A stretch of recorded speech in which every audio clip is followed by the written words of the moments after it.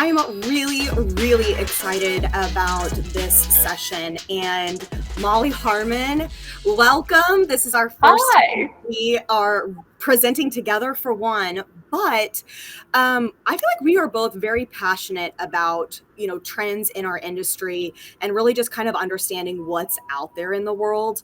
Before we get started, guys, I do want to remind everybody that all of our sessions are going to be recorded. So if you're able to hop in this later on or you have to leave, don't worry, you'll be able to rewatch all of this. Second is we actually have some polls for this particular topic. So if you guys will pop over over from the chat box, you'll be able to see polls, and I'm going to publish some questions. So this is really just to help Molly and myself understand who we're talking to, especially when it comes to the trend side of our industry. So the first question we have for everybody is a headwear poll. Are you currently decorating, looking to add that as a heat print option, or didn't realize the headwear market is as big as what it is? So I just published that. You do not have to go and answer that right this minute, but just make sure that you do answer if possible before the session is over. The second question is going to be, do you currently offer heat printing, screen printing, embroidery, sublimation, DTG? This is just as we are talking from a heat perspective that we can kind of dive just a little bit more into trends and how to achieve them with a heat press. And last but not least, which is actually one of my personal favorites, is what kind of decorator are you? Are you a specific brand where you are creating and selling your own product, or are you decorating for other people? And the reason why this conversation or that question is important is because when we're looking at trends, it's really important to understand how to decorate for your particular brand and then also turn those trends into decoration applications for your customers. All right, so let's get started. The other thing is to remember that you can ask questions at any time. Just pop them in the chat box, and Andy on the other side will definitely make sure that they either get answered or we'll see them. So you said, Kelly, you were like, oh, you don't need to answer them straight away, but there's already been like over 50 votes on each of the polls. So people are really getting involved, which is great. I love it. 30, yeah, we've had over 100 votes on the poll. So keep going, guys. Let us know your answers to all of the questions. The other thing is, I feel like that's such a great way to kind of see the peers that are around you. So if at any point you're second guessing yourself, I guarantee you there is somebody else out there that has the same question, that's in the same boat, or doing something similar, to where it's a great way to connect with everyone. So Molly, let's do this. Let's get started. We're going to kick this off. So, global market trends. This is something that when Kelly and I were putting this presentation together, we probably spent more time talking just generally about trends than we did about our actual presentation. And then we had to get to the point where we were like, no, we need to put this in presentation form now, because like you said, there were just so many things that we were so passionate about and talking back and forth with, and to put it into one presentation was quite hard, because there was a lot, wasn't there? Even just examples, we were like, let's do this and this and this, and so much. And even like the first kind of topic that we're going to segue into, which is sustainability, Jenna, like that was a huge topic, panel with Jenna earlier, and really just trends that have the panel, the presenters, the educators on that panel, both panels that Jenna has done, are really taking all of that information and we've put it into this presentation. But what I love is Molly and I didn't actually have any conversations with any of those panelists or Jenna to know what the conversation or what they're talking about. So I think it really kind of hits home that these topics that we're getting ready to go over are very, very, very prevalent in our industry. And it doesn't mean you have to adapt to them right this minute. It's just being aware what is going on around you. So the first one we're going to talk about is sustainability, and that is looking to the future of heat printing. So whether it is the textile, whether it's the transfer, whether it is really understanding that we want to decorate items that are going to be with us. We're going to want to wear them, right? So anything from sustainability can be recycled dyes and polyester. It's the eco-friendly approach, whether you're using less water, mixing in with recycled materials, and then of course avoiding use of pesticides. The other thing is, as you can see down below, for those of you that do keep up with, the fashion retail side of the world, that's only a very, very small portion of name brands or designers that have started to implement sustainability, either right now or have made a 5-year approach to really work this into their business plan. And again, it doesn't necessarily mean that they are having or that they are using recycled dyes or they're using plant-based dyes to dye their garments. It could be something as reducing waste in the office. It could be using less water, and just really understanding that the product that they're making can have an impact, but let's just make it have a great impact, not one that it just goes into a landfill. I think having the leading brands that you've just mentioned adopting the sustainability approach, I think even just having them mention it within their brand for the future, where they see their company going, I think even just touching on it creates that story for the rest of the industry. And even if, like you say, it's a 10% shift or 100% shift, whatever it is, having those brand names that everyone recognizes, it filters down the chain that bit further, and it just makes it more familiar in the conversation, which I think is what we all need to be doing. And the good thing about the heat printing side of sustainability is that it hasn't compromised on quality, and if anything, it's done the polar opposite, like having to produce the higher quality, long lasting, sustainable garments. I know some of the ones that we use here, that you can tell the difference straight away the second that you touch them and print on them versus some of the ones that maybe aren't sustainable. And even if they do cost that teeny bit more to buy the blank, the sale cost of that with the sustainability messaging and the longevity and the wash quality and stuff of that will easily cover what it costs, plus add more profit onto it. And it means that you can have that message within your business. So everything that I think the industry is heading in the right direction. The other thing that I look at sustainability is organic.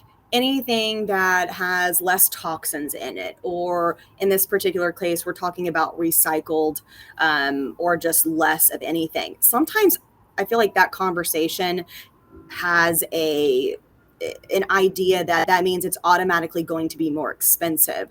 But I think what it's really doing is training us, right, as buyers, to really appreciate the things that we're going to be buying versus just, oh, I'm going to buy it because it's cheaper. It's really investing in those products that we know are going to be there for quality. Listen, every customer is going to have their own market. Every customer is going to have their own price point. But I think once you take that approach of, as a company, to think quality and longevity versus wash, tear, throw away, it changes who you are as a brand and the pieces that you put out there. Okay, so moving on, sustainability, right? Like that's something we can go over and over and over again. But the one thing I think is really interesting is colors. Where do our colors come from? So when you are looking at products from Bella Canvas or Comfort Colors, and you're like, why is this, kind of rust sepia color on a garment? How does this make sense in an industry where, people work with Pantone colors or specific colors in their logos? Fashion Week, right there, is when colors basically get announced for the upcoming seasons, or like right now it is Fashion Week, or not right now, but spring 2024 has already been decided. So even though we're getting ready to hit winter here in the States, everybody that is buying for spring 2024. So when you look at those colors, there's a lot of similarities from both London, right, and here in the States. And if you go to those brands that are leading more towards the trendy side of our industry, you will see all of those colors line up.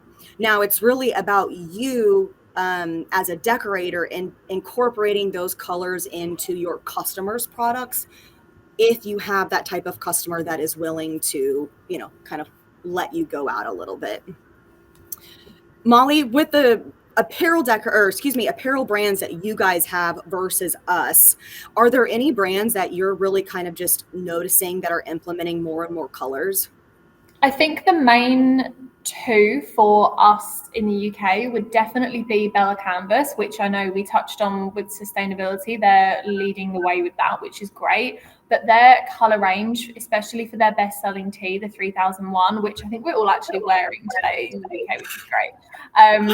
It's so comfortable. They have got such a wide range of colours. I think it's like over 300 or something. Don't quote me on that because I haven't looked that number up, but I remember when Sam was here last time. Yeah, it was through the roof. They had so many colours. And the other one is All We Do Is as well. Their hoods and tees, their Just Cool range for like sports. They're adopting a lot of these colours, especially into like their hoodies for like the coming autumn winter season. Mm-hmm. And the colours that we're seeing come through from like London and New York Fashion Week for autumn winter and then like leading into spring next year, even though I think we've seen a lot of neutral vibes over the last sort of 6 to 8 months, right? That's been the lead in the industry.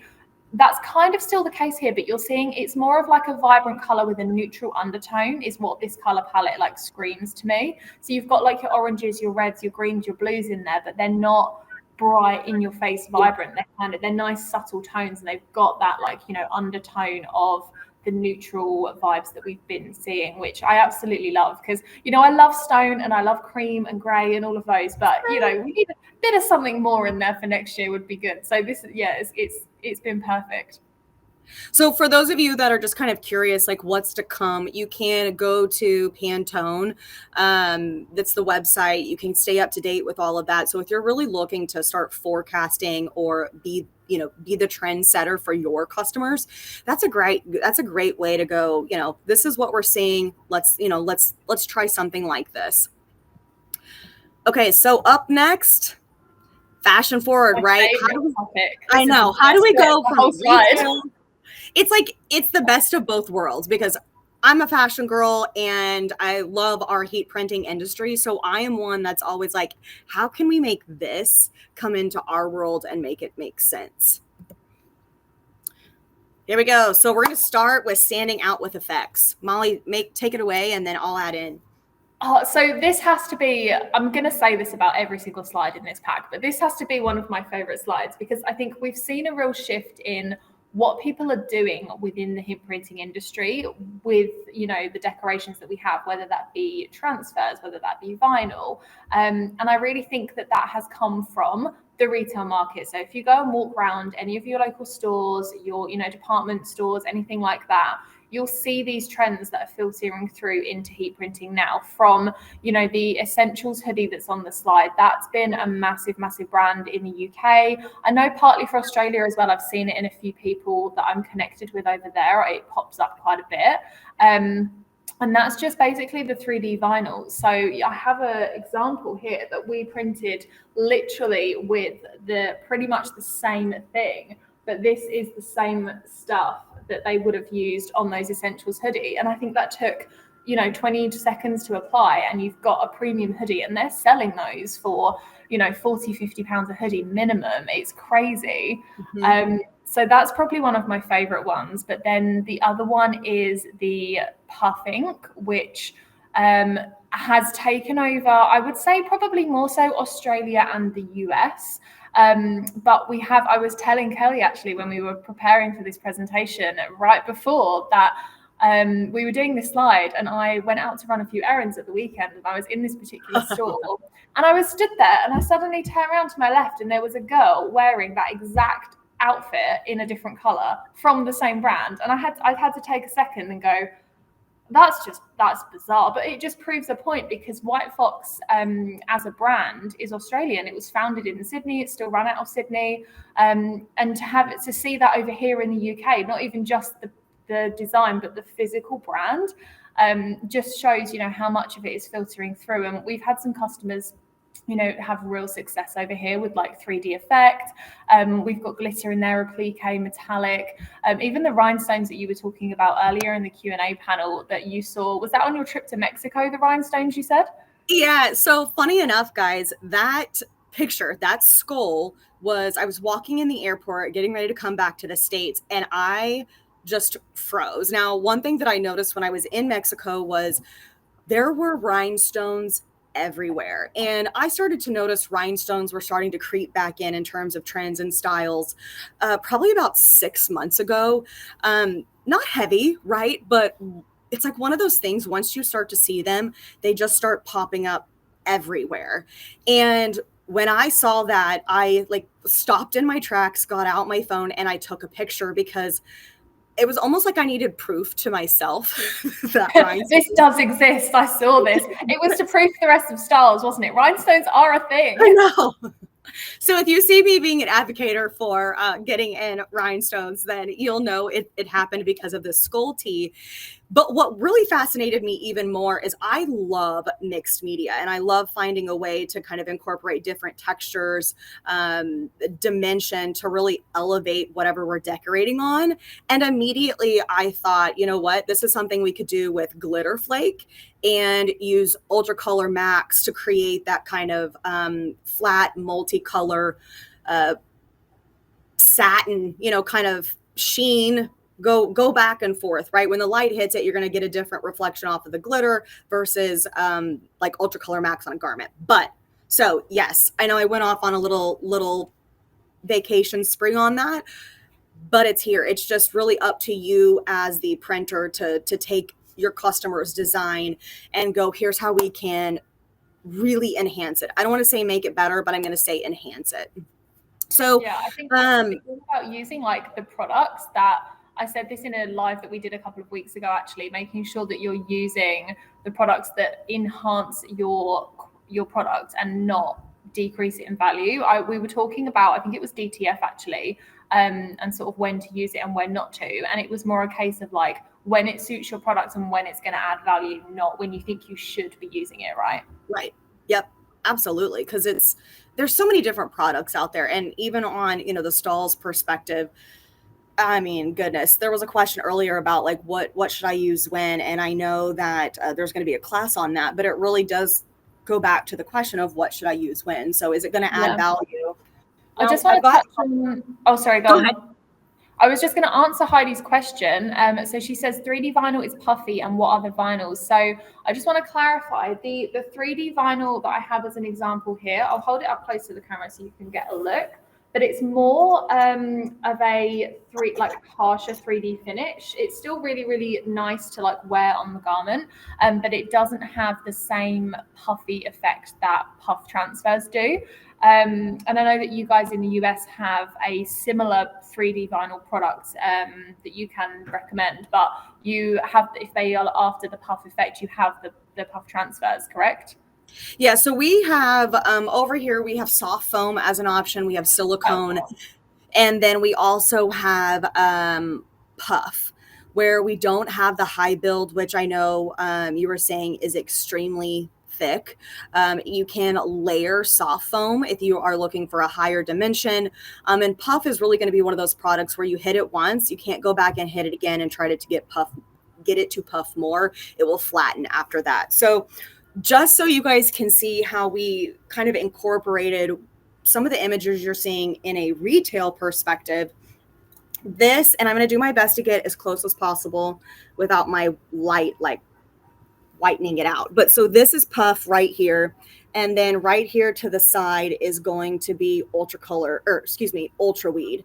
So we've got a nice, very, very thin, soft hand on the sweatshirt, where this is going to be dimensional and really kind of just puff out. So you can see that there is some height on that. Also a little bit of texture, because that puff is going to take on the texture, so the knit of whatever the garment is. We've also got the soft foam. So in terms of something that is like, why would you use one over the other? This can be layered on. If you go and you hit a 2-color here, you're not going to ruin the design or flatten it out. Both are great options, but it really just depends what your artwork is, this is still going to give you, I'm getting a little bit of dimension, but not as much as dimension as you would get like from high build. And then this is also soft foam. So you can see that we just chose a unique location on this, going over that quilted fabric, and you're not seeing that stitch come through the material. And it's still very, very soft and lightweight. So this garment is no longer, going from soft and cozy to crunchy on that design. So when we are talking about products, there is going to be a little bit of difference between what's available in the UK and the US. So if you guys have any questions like, hey, I really want puff, what's my next option? Just mention that and we'll make sure that, we'll get you taken care of at some point, either it's right now or, throughout the entire day. I can't hit next.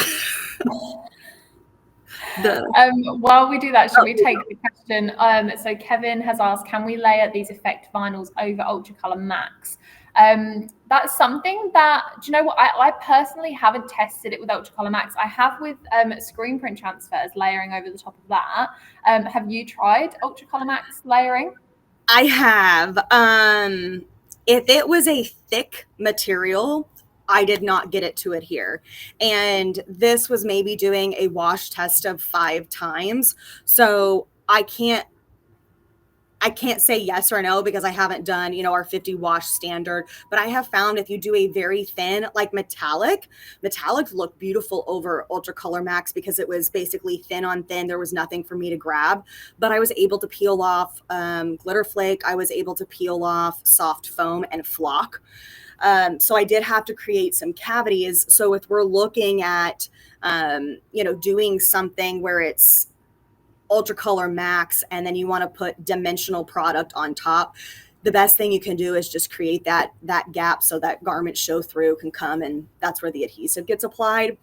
I know I think the best answer, I mean, we get quite a lot of questions around, can your vinyl do this? Can your vinyl do that? How detailed can I get my design with this particular CAD cut? And I think that we can do as much testing as we possibly can here, and we can try a million different things. But at the end of the day, there's always going to be a design, a fabric, a combination that we haven't tried yet. And if you can test that yourself, that I always recommend, even if you think you know what you're doing, always do a test run first, because you never want to get to the point where you've done it, sent it to the customer, and then it's not worked or it's come off, and they, whether or not they come back to you and complain or whether they just never come back and you lose a customer forever, like it's not worth not testing for the sake of the 5 minutes that it might take you. So yeah, we'll always do our best to try and test and help you guys out. But yeah, we always recommend testing, especially with the thicker materials that you're doing sort of more intricate designs on. So one thing to kind of also touch on is if you see something out there and it's a material that you haven't been able to find, or just like us, right? Like there's going to be products that are available in, different countries. It's how can I achieve the best result with what I have? And sometimes that's just getting really creative and doing your own testing. Yeah. And to answer Carrie's question, apologies if I've said your name wrong. The White Fox blue jumper is Puff, I believe. Obviously, that's it's a retail brand. That wasn't what we made, but it's as close as to Puff as on the retail market is what I could find. Kelly has an example somewhere. I can see her digging for it. I know. I tried to pull what I could. So like this is also Puff, and you can tell that this puffed a little bit more. You can see that a lot better on the camera. Yeah. On the garment than the sweatshirt. And it's because it's thinner. So if we like turn this inside out, you can actually see the material pulling. Wow. Yeah. To really create that puff effect. So the thicker the garment, the less puff effect, but you're still going to find those rounded edges, but you're not going to find as big of a dimensional look with just a thicker garment. But neither one is wrong, right? There's not a right or wrong way. It's just really all about what you're wanting, what garment you want to use, and what the expectation is. Yeah. Test the whole way, I think. That's like my favorite thing. If there's find a solution. Okay, so moving on from effects, we're going to go into patterns, because patterns are huge right now in ready to wear. And if you look around, which we have a next slide to really kind of prove our point on this, if you look around at this and go into those retail stores to see what's around, even on just like athletic garments, you might not see vibrant patterns, but you're definitely going to see. Kelly, I'm just going to pause you right there. Andy's just told me we're just going to pause for like 5 seconds. He just needs to stop and restart this session. So bear with us, everyone. We'll be right back. So patterns are huge. So I don't know what part like we had to stop in on, but I'm just going to say, if you look around you from the garments that you're wearing to the decoration that's actually on these products, you're going to see a ton of patterns. It doesn't have to be bright and colorful. It could be something subtle, and it just kind of catch your eye and just add a little bit of character to the garment. But these are patterns that are actually pulled from the Fashion Week again. So you've got playful geometry, you've got summer tiles, the earthbound, the Holt House palms, which I think is also interesting in the idea. If you look at our colors, right, for the upcoming season, we're seeing those earthy tones, which are also incorporating those kind of earthy organic types of patterns. I love the palms one as well. I think that if you skip to the next slide, it really shows in the natural. Yeah, there we go. I just love it. I think it works so well, especially in the neutral tea, which I know when we were speaking, Kelly, you said about how like that brings the color palette together. I love how you can take pattern from either being like really vibrant and out there and wacky to really subtle, because I think when people hear the word pattern, they automatically they like kind of freak out and go, no, that's too much. But it's proven by the way that, you know, Adidas have done it here, even incorporating it inside the logo, just to have that bit of extra touch works really, really well. I really feel like anymore with, and I like the States, right? We call it Adidas, but I do know that it's called Adidas, and I love to say that. Which one is right? I'm not sure. What I think it is Adidas. Like I think that's the correct way, but you know, I mean, we change things. We'll go with it. But so everybody knows, if you didn't know what Adidas was, it is Adidas. But if you go look at any sports store and you go into their section, I rarely see their logo anymore in a solid color. If they do, it's going to be more of a tonal or a standard black and white. Everything else is patterned. And I mean, we have 4 or 5 items right there that are incorporating the what's it called? The Holt House, the leaves. We've got the palm tree. I was like, what was that one? It's the I think you got it right. It just took me a second to clock what you're talking about. And then even leopard print is coming back as well. So it's just one of those things between leopard and rhinestone. What was, popular 12 years ago, it has circled its way back, and now it's just incorporating those modern type of styles into those trends or those fashion trends that were, once was. I don't know. Go ahead, Molly. Oh, I was just going to say, what's really interesting is that on the Adidas, the t-shirt to the far, to my right, it might be everyone else's left, but it's got the sort of black and white pattern logo, but then it's incorporating that mixed media effect with the black on black underneath it. So if you say pattern, it doesn't necessarily have to just be the whole print or the whole t-shirt. I love the way that they've sort of used, color on color effect there with a slight sheen to it to really just subtly mention the brand, and the logo really says everything there. I love this question. It says, do you suggest trying patterns out on different color palettes to see what works best? And 100%, because if you look at that white t-shirt with the bubblegum pink and bright blue design, if you were to put that on a black garment, those two colors are definitely going to be more in your face than they are on that white garment. And we've talked about tonal. If you guys can see this shirt, Jenna had designed this set, and it's all in those purple, grape, lavender hues. So even if this was a giant flower, it's going to have a completely different impact being tonal versus really having high contrast, or doing neons, on top of black, where it's just like, wow. Same thing for that white and black logo. If that kind of floral watercolor pattern was bright pink, it's not going to have the same, look and effect as what it does staying in that stone, or what do we call those, neutral?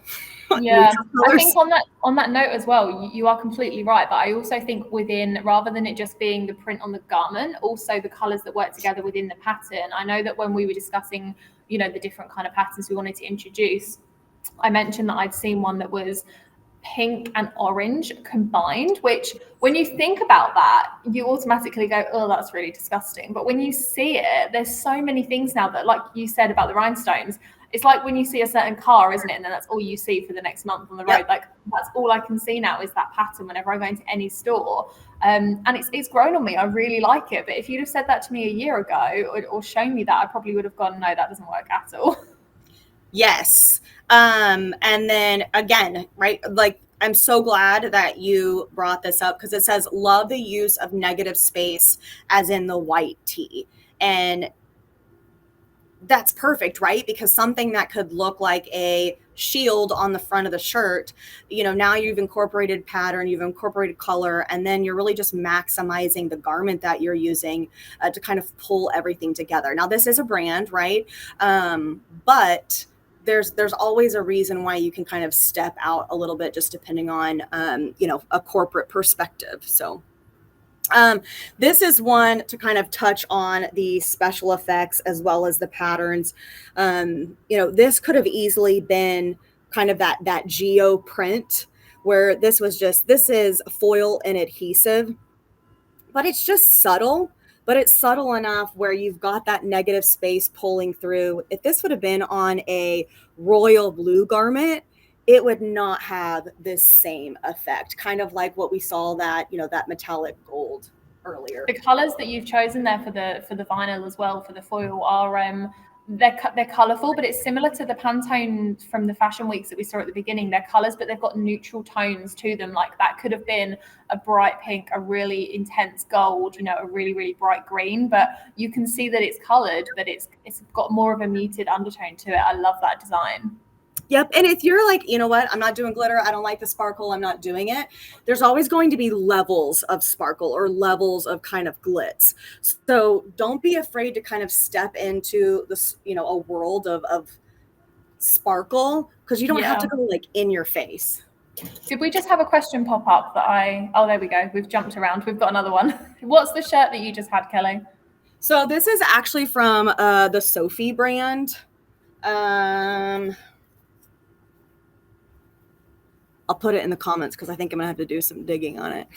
Was there another question that I can? Oh, there we go. Yeah. So how do you introduce these to your retailers? So I'm assuming you're talking about making your customers a bit more open to the idea of introducing these garments. But I think one of the biggest things to do is just have that conversation and introduce the idea to your customers, because it might be that they haven't considered it, or they haven't really seen it as much as you have, and they need to be open to the idea of it and kind of be pushed out their comfort zone a little bit.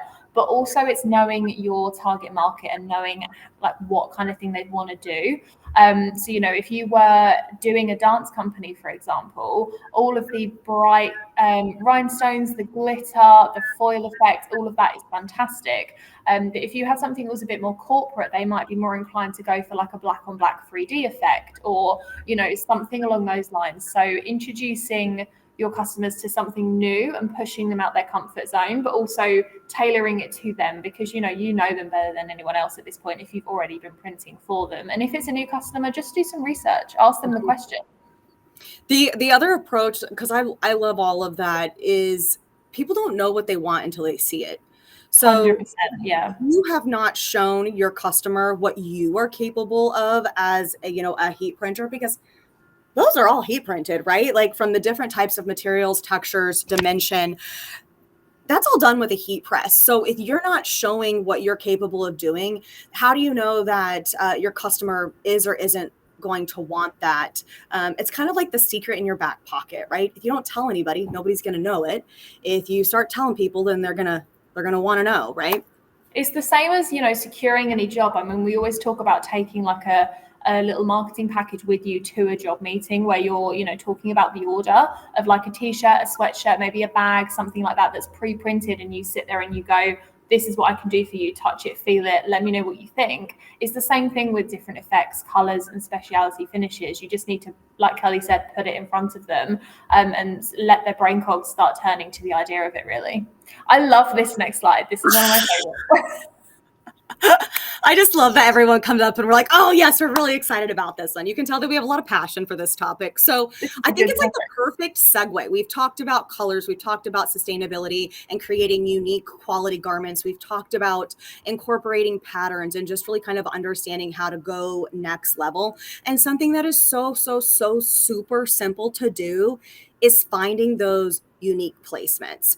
And, that fleece that I showed you with a raglan sleeve, it's like, where do you put a logo? Do you go, kind of down here and go minimal on script? Do you try to do a left chest, shoulder? Do you go to the front, the back, right? So what do you do?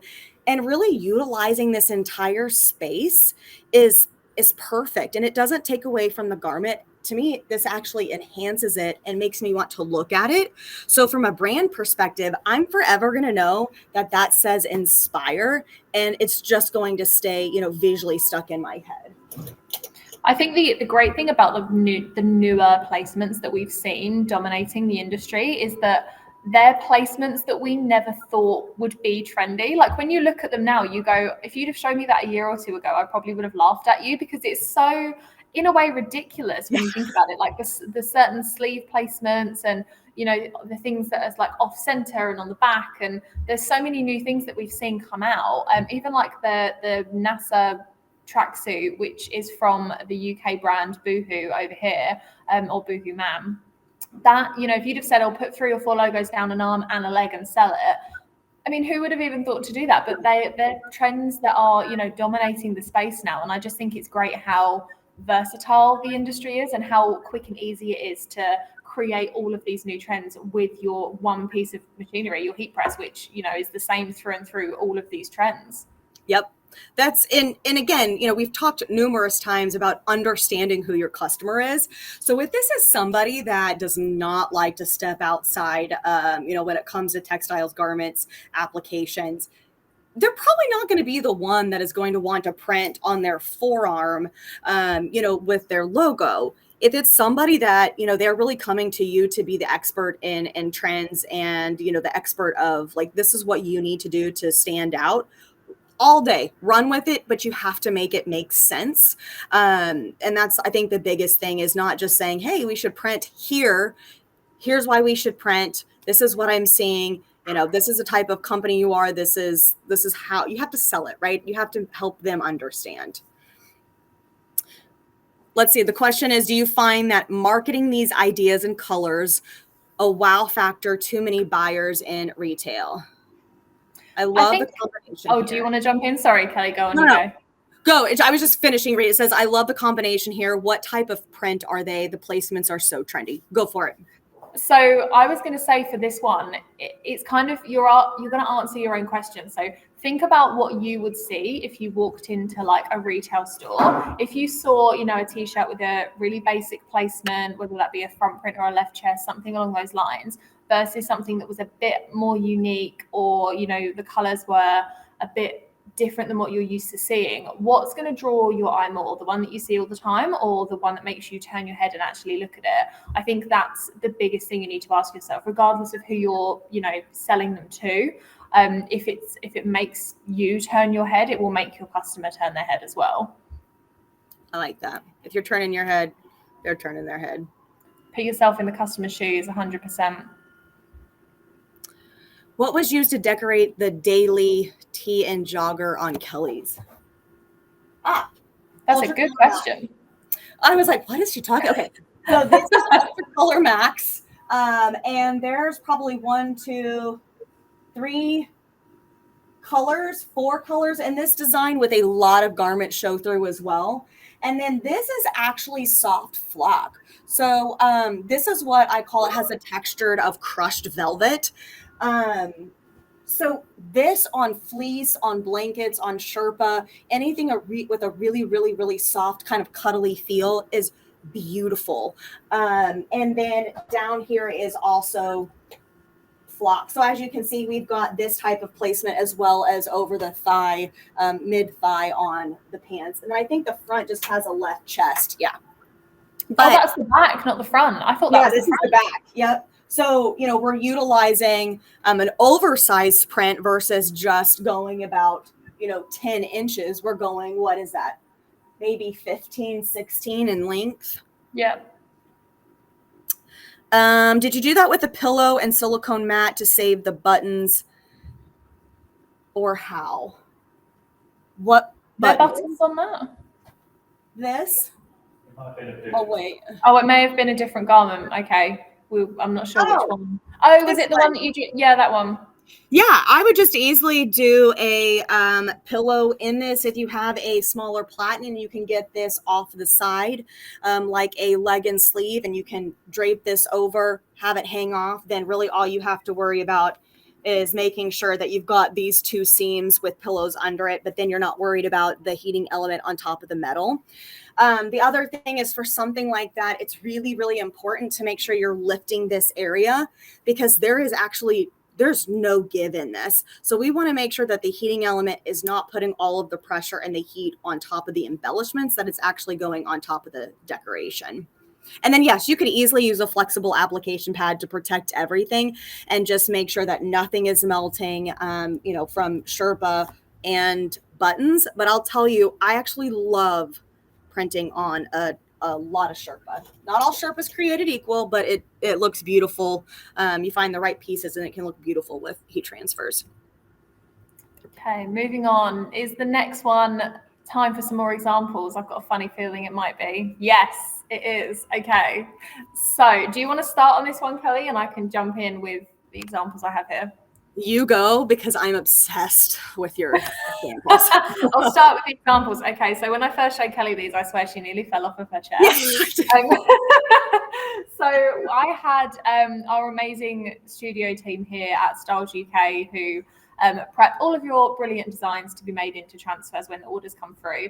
I went to them and I said, look, this is going to be a slide on the masterclass. We can do something that looks amazing with this, and you can kind of get a rough idea of one of them that's on the slide, but we had them create our own kind of like grunge style garments. So this is the first one, and I absolutely love how this came out, especially on the grey. And then I have a bit more of a vibrant one here. Oh, Andy, can you get me another battery, please? Sorry, we've had a slight camera malfunction. I'll show you the other one in a second, but yeah, let's just chat through. One of the biggest things that I love about this trend is that from these images that you're seeing, we have a single color, we have a soft kind of watercolor, and then we've got that faded grunge multicolor design on the last 3, right? So when you think of band and grunge tees, it's really about taking that, distressed, whether it is like a stonewashed or even actual distressed garment, oversized fit. It doesn't have to be oversized. Somebody can pick out whatever size they need. But as you can see through all of those, and even on that woman with the Nirvana, it's just meant to be relaxed. It's not meant to be fitted.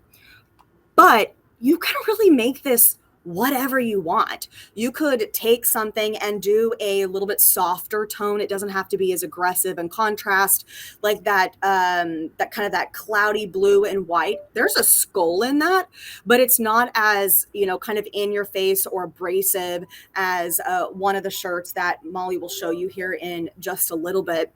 But then the taupe colored shirt that has Stahls has floral. It has a little bit of pattern. It's got a person on there. So it's really whatever you want to make it, but just making it a very oversized print. You can add distressing in the logo or that vintage wash if you'd like, and then just putting your favorite logo on there and then just rocking it. And so I feel like this is one of the easiest trends to implement. go big, go comfy, and do whatever colors you need. She's back. I really, sorry about that, guys. Hello, we're good. I can show you round 2 now. To answer the question on screen, yes, these were both done with Ultracolor Max. So this is the second design.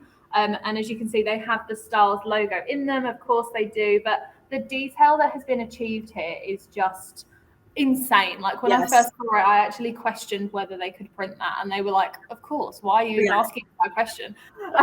But yeah, they were all done with Ultracolor Max. And to touch on what you said about the oversized part, that's one of my favorite things. Like my weekend wardrobe is just oversized, comfortable. Like I think it's still from, when we were all still working from home, and we touched on it with Sam from Bella Canvas earlier. I know that we've had this conversation with her a few times, but that kind of set a bit of a standard, I think, for the type of garments that everybody was drawn towards.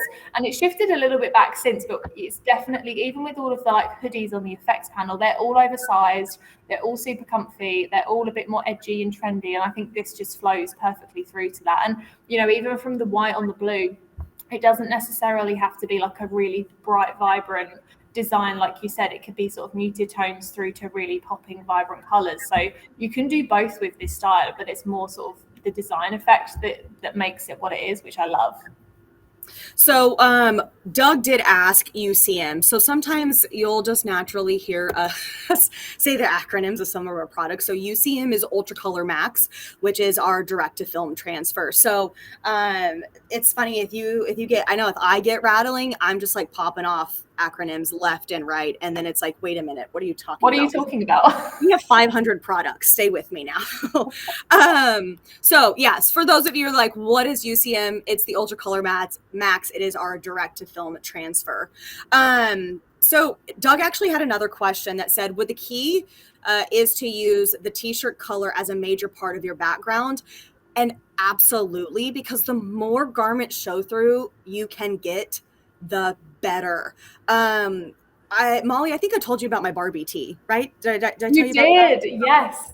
So I saw the Barbie tee. It said Sunday Fun Day, and on the back was a massive, like, tailbone to shoulder print.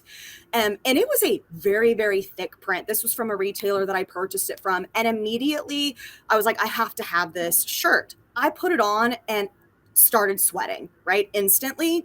So when you are creating these full front, full back designs, it's super important to make sure you choose the right material. You're probably not going to use a flock, right? And go all the way top to bottom just because it's thick.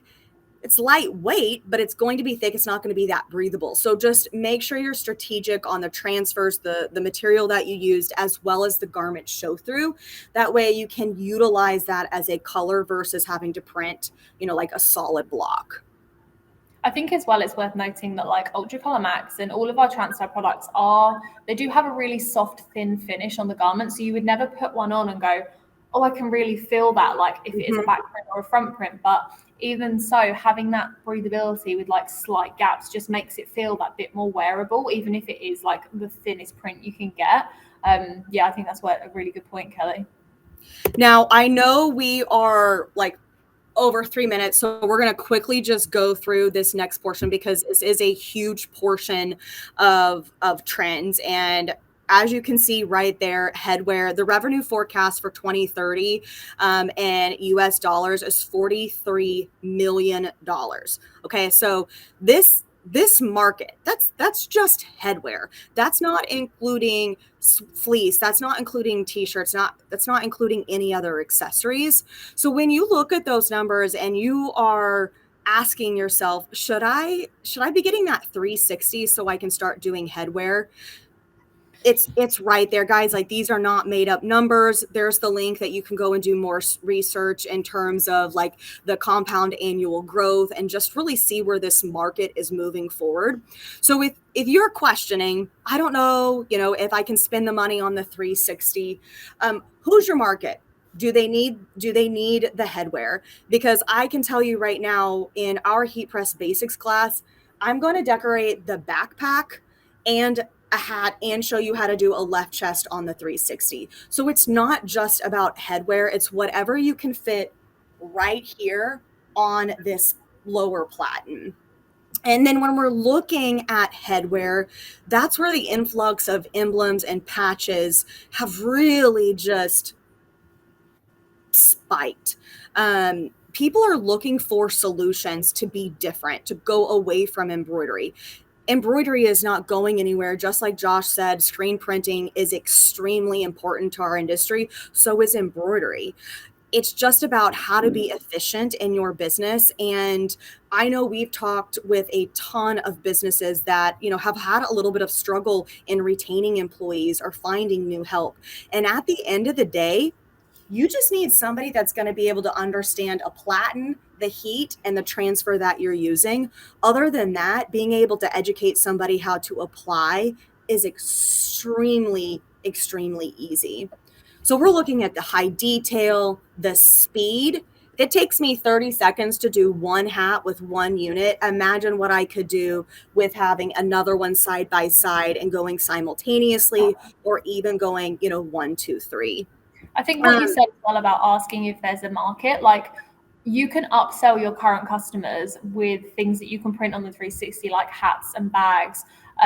Even to, I know Jenna's printed Sherpa on there before to help with, not damaging the garment. There's so many things you can do with that heat press. It's not just hats, but even if you were just printing hats, upsell your current customers.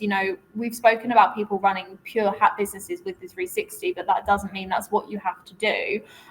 Create the demand for your business that you want. Just ask people, hey, you're already having a sweatshirt and a t-shirt. Do you want a hat to go with that? Or if you're doing sport teams, if that's, you can kit out an entire team, that will probably pay off majority of your heat press. I mean, I know that we're going to cover payoff numbers for presses in a bit more detail in our talk in a couple of hours, but for the 360 IQ hat press that's behind Kelly, it takes just 81 hats to pay that off total. That's it. And that's around with a profit of around £15 to £20 per hat, which is easily doable with the speed and the decoration that you can do with patches and emblems now. So even if you're questioning like, oh, is it worth the investment? You can so easily pay it off. And then anything you do on top of that is a bonus, So going back to kind of the whole point of trends, like if somebody's used to seeing embroidery, they don't know what's available until you show them. So show them leather, genuine leather, show them the ability to do, flex style, which is going to be kind of like that dimensional. This one specifically is called dome and has a puff. But one of the ones that I love is called print stitch. And, this is your sublimated headphone with a slight dimensional still. This is terrible. I need a different camera. No, I can see it. Okay, You're good. A slight, dimensional look to it. So now it looks like you're mixing media and you're creating something that you cannot do with embroidery equipment, just flat embroidery equipment. So for those of you that have more questions on headwear, pop those in the comments throughout this entire day because I guarantee you we'll touch on it more and more. So that wraps it up. We went 7 minutes over. So Sorry, we can tell that, I know, our fault. We like this topic a lot. But, this slide really just wraps up what we've talked about. We've talked about the dimensional products. We've talked about patterns. We've talked about locations. We've talked about style trends in terms of the grunge, oversized tee. And then, of course, sending it home is headwear with patches and emblems, which could be an entire conversation on its own, right? So thank you guys so much. Molly, I can't wait to see you again in an hour? In 1 hour. We'll be back on your screens in another hour, guys, don't worry. Josh is up next, I believe, doing another session around pricing and costs, so that'll be a good one. Make sure you guys check that out, and yeah, we'll be back in an hour's time.